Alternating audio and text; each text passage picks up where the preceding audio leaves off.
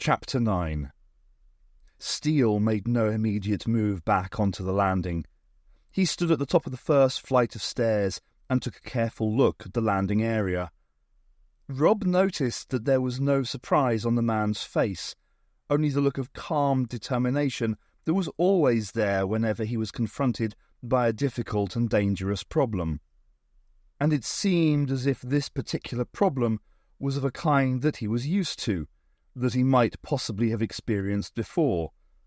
Once more, he was like an expert examining a minefield before attempting to cross it. Eventually, he called out quietly to the empty landing. "Sapphire?"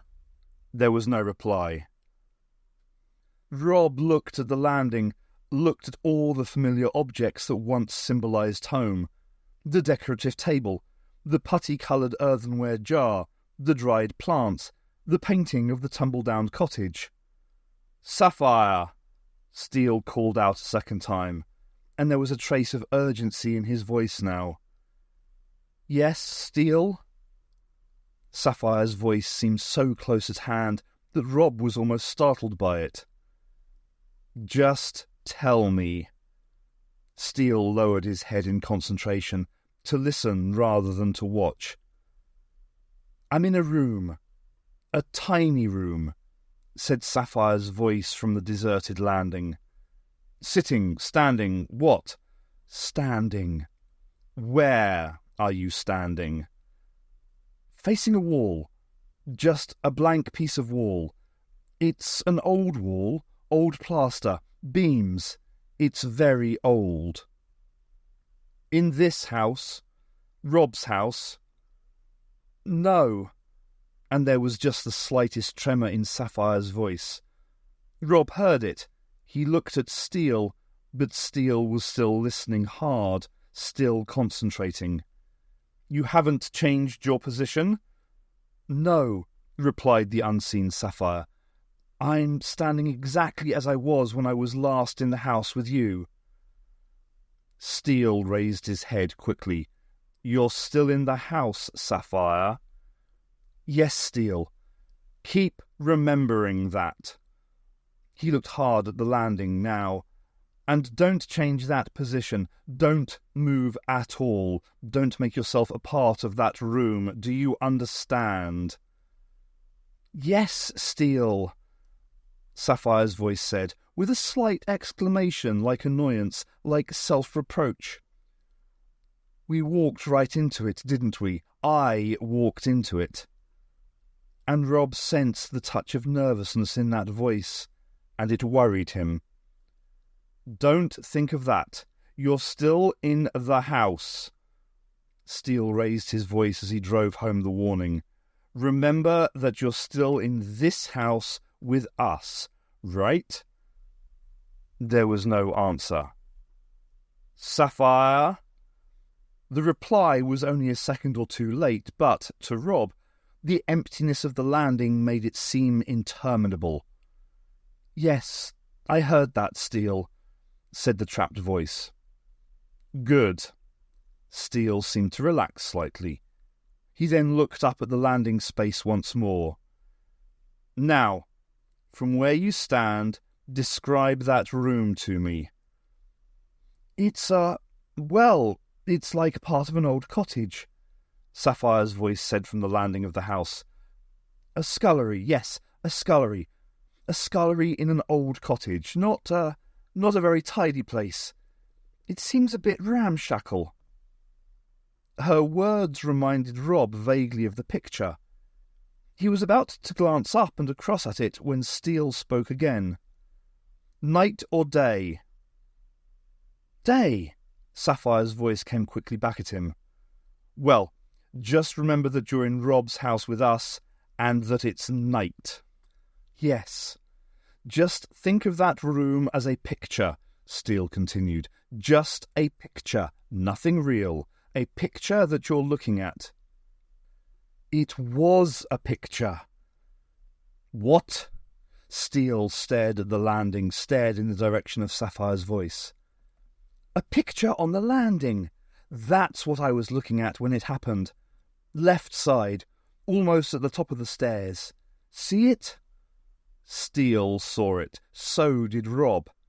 There was no glow to be seen, just an ordinary, innocent-looking painting of an old, dilapidated cottage. "Yes, I see it," said Steel. "Well, something was waiting for us." Sapphire's voice spoke out from the vacant landing. "It got into the picture, and it wants me to be in there too. It wants me to think that I'm in the scullery of that cottage." Steel spoke sharply. "Well, you're not." "No." Then, like a shiver, "It's cold in here." "You're not in that room." Steel raised his voice, still sharp. It was almost a shout. When Sapphire's voice spoke again, it was quieter, but there was still the hesitant tone to it. "Sorry, Steel." Then a pause, and Rob looked at the picture and imagined the small, cheerless room in the cottage that seemed somehow so uninviting, and he found that he could also imagine Sapphire's feeling of coldness. He was almost sharing it with her. He rubbed at his arms and shivered as his eyes remained fixed on the picture. And, as he looked, Sapphire spoke again. "It's just that, well, it's just that something happened in that room once. Something terrible. It knows that. It wants me to sense it, wants me to know, wants me to be a part of this room, a part of what happened here." As Sapphire spoke, Rob found that his eyes and his mind were concentrating on one small window in the picture, one tiny lattice window in what looked like an attached outhouse. The projection was of stone and had a sloping tiled roof that was overgrown with briars. "Sapphire!" "It's all right," she called back, reassuring Steel. "I'm in control of my mind. I won't think what it wants me to think." "That's fine, because you're only a few feet away from us," Steel reminded her. "Just a few feet away on the landing in Rob's house." "Yes." Steel paused for a moment and then took up a position on the top stair, as close to the landing as he dared. "Now, Sapphire, when I tell you, look to your left to where the picture is. Do it very quickly, then back as you are. Do you understand?" "Yes, I understand," came the reply. "I want to know if you can still see the picture, but don't forget, look very quickly, then back." Steel waited a moment. "Now!" he called. There was an uneasy silence as Rob and Steel waited. Steel broke the silence. "Sapphire?" It's all right." But there was the hesitation again in Sapphire's voice. "The picture isn't there." And then she added quickly, in what seemed like a rush of words, "There's a rope instead, a rope hanging on the wall, and a hook, and some kind of block with an axe in it. A chopping block, I suppose. There's some logs and pieces of firewood laying around." Steel interrupted her. "Are you looking towards us again, Sapphire?" "Yes." "Then forget what you've seen. It doesn't belong here." "No." "Just stay as you are." Steel turned on the stairs and walked down 3 or 4 steps. He stood there in thought, his back turned on the landing. Rob looked down the stairs. "Couldn't we get the picture?" he whispered. "Reach out and get the picture. Wouldn't that stop it?" "Whoever tried to get the picture would be in that room with her," Steel said without turning. Sapphire's voice rang out from the empty landing. "I'm not in the room, remember?" "Sorry," said Steel, as he wandered back up the stairs, still in thought. "Sapphire?" "Yes?" "Can you try to take time back?" "I can try, yes." Steel had climbed to the highest safe point on the stairs once more. Even 10 minutes would do, but no less. "All right, I'll try." "Rob?" Helen had appeared at the foot of the stairs. She still wore her night clothes, and her eyes were heavy with sleep. Steel and Rob looked down the stairs at the small, tired figure. "Go back to sleep, Helen," Rob said, trying to copy Steele's manner of sharpness. "No," Helen began to climb the stairs. "I want Sapphire. Where is she?" Steel jabbed a finger in the direction of the hallway. "Keep her down there," he ordered. Moving quickly down the stairs, Rob intercepted his sister. "Is she upstairs?" Helen asked, refusing to budge from the second step. "Quickly!" Steel was calling to the landing. "Try taking it back now." "All right." "I can hear her." Helen looked around her at the sound of Sapphire's voice. "Quickly, now!"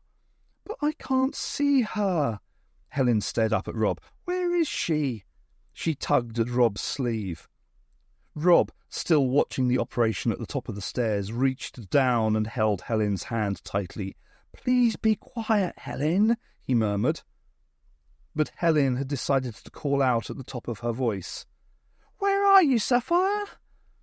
Steel turned around quickly, angrily, as Rob placed his hand over Helen's mouth. "I'm all right, Helen." Sapphire's voice floated down from the landing. "Just do as Rob says." Helen's eyes looked around the stairs and the hallway. Mystified, she nodded her head at thin air. "I said quickly." Steel was facing the landing again. "There won't be time left. Take it back now." And, once again, there was an uneasy period of silence as Rob and Steel watched the landing. Yet Rob felt confident. He remembered the way that Sapphire had dealt with Constable Daly. It had been simple on her part, no effort at all. He could visualize the blueness of her eyes right now as she concentrated on and dealt with whatever it was that was threatening her, that was keeping her trapped in that strange, invisible room. "Steel?" Sapphire's voice surprised Rob slightly. He had unconsciously believed that the next logical step was Sapphire's reappearance, not that isolated voice that seemed to speak from nowhere. "Yes?" Steele's voice was just faintly apprehensive. "It's not working, Steel." Helen shifted her head to look up at Rob, but Rob held onto her tightly and put one finger to his lips as he watched both the landing and Steele's face. "What do you mean it's not working?" "It isn't. I've tried, but nothing happens. It won't go back. It refuses to. Therefore, we can't go back." "Try again," Steel urged her. "Quickly." They waited. Rob felt a tiny sensation. It was like a movement, he thought, or rather, like an intended movement. As if he had meant to do something, meant to go somewhere, and then found he had changed his mind without having made the effort to move. "It's still no use, Steel." "Try. Keep trying." "Yes." Slowly, clearly, Sapphire's voice was beginning to lose its calmness. Rob could feel the same slight sensation again, like being in a lift that has stopped while someone is trying all sorts of knobs and switches to get the thing started again. "No!" It was almost a shout of protest from Sapphire now. "Please, Steel, it's no good. It's in here with me." "Sapphire, can't you see it?" They saw it. Helen was already pointing a finger at the landing as Rob looked. Steel had already noticed it. The patch of light was shining palely through the picture, glowing through the grim structure of the cottage. "Look!" cried Rob. Steel stared at the patch of light. "Yes," he said quietly. "We can see it, Sapphire." "Good, because it's fighting me. It's holding me here." Sapphire's voice now sounded anxious. It's fighting me and it's winning.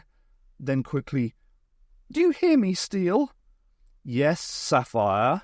He turned from the landing. Just wait. I haven't much choice, have I? But Steel, with a determined look on his face, was already walking down the stairs. What are you going to do? Rob called after him. Deal with it. Steel eased his way past Helen. When he had reached the hallway, Steel looked back. In the meantime, keep your sister where she is and keep Sapphire talking. Right, said Rob, and Steel walked quickly towards the kitchen without once looking back. Rob stood there on the stairs for a moment. Then, still holding Helen's hand, he walked up the next 2 steps with her and stopped. Just 2 small figures looking up at an empty landing and the weird patch of light. Sapphire, Rob called. It seemed a moment or 2 before there was an answer. Yes. Is it like the wall? The what? The wall in Helen's room. Is that thing like it? There was another pause before Sapphire answered. It's a part of it, a fragment, so don't come near it. Don't come near the landing. No.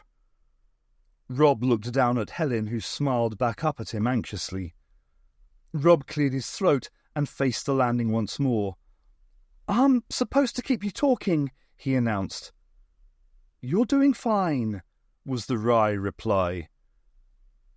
Sapphire? Helen could not locate the source of the voice, but she had decided to call out anyway, peering in various directions as she did so. Hello, Helen. I want to see you, Sapphire. There was yet another long moment of silence. Soon, Helen, soon. Sapphire's voice seemed to swallow slightly on the words. You just be patient, will you? Yes. Helen nodded at the empty air around her. Both children failed to notice the tiny increase of power from the patch of light. Just a faint, momentary brightening of the pale glow. On the attic landing, around the edges of the boarded-up room, there was a sudden, luminous flicker, as if in answer to the one below. Then 2 more patches of light eased themselves out from under the darkness of the door. Accompanied by the mini rumbling sound, the 2 patches of light glided across the landing floor. At the top of the cupboard stair, they stopped and waited. Behind the door in the attic bedroom, the low, whispered voice continued with its endless chanting. Upstairs and downstairs, upstairs and downstairs. The 2 Ironside troopers appeared on the stairs. Like the voice, their intentions seemed at first to be as repetitious and as mechanical as before. Then, as the troopers with drawn swords reached the landing, the 2 patches of light moved forward to meet them. The lights seemed to blend in with the bodies of the troopers. As they did so, their sounds and the glow faded. And this time, the troopers stopped before they reached the attic room door. Both figures turned, moved back across the landing, and began to descend the stairs. Behind the door, the quiet voice kept up its variation. Upstairs and downstairs, upstairs and downstairs. I'll tell you one thing, Rob. Sapphire's voice spoke out to the 2 children still waiting on the stairs. What's that? Rob asked. I'm glad of the rhyme that you chose. You might have settled for oranges and lemons. Rob thought about it for a second or 2, and then realised as he remembered Sapphire's description of the block and the axe. He glanced towards the picture. The glow of light was still visible. Sapphire's voice sounded a little edgy as her words tumbled from her once more. Then again, if Roundhead soldiers belong anywhere, I suppose they belong in this hell-hole of a room. Rob was about to adopt Steele's instructions and warn Sapphire not to think about the cottage room when her voice suddenly shouted at him, "Rob, do you hear that?" Rob listened. He could hear nothing. "Hear what?" "Footsteps, heavy footsteps, on stone steps. Can you hear them, Rob?" There was still nothing to be heard, but Rob felt his sister hold his hand tightly, squeezing it, and he too felt scared. "They're coming here, Rob." Sapphire's voice was louder still now. "Climbing down stone steps, coming to this room. They're going to smash the door of this room." "Sapphire!" But Sapphire's voice cried out, "Something happened here! Something terrible!" Rob and Helen stared at the finely carved table and the careful arrangement of dried flowers that decorated the peaceful-looking first-floor landing. "Rob!" It was almost a scream now. "Get Steel! Quickly!" But Rob was already running down the last few steps to the hallway. "Please, help me!" Sapphire's voice seemed to fill the deserted landing area. But there was only the small, frightened figure of Helen watching from the staircase.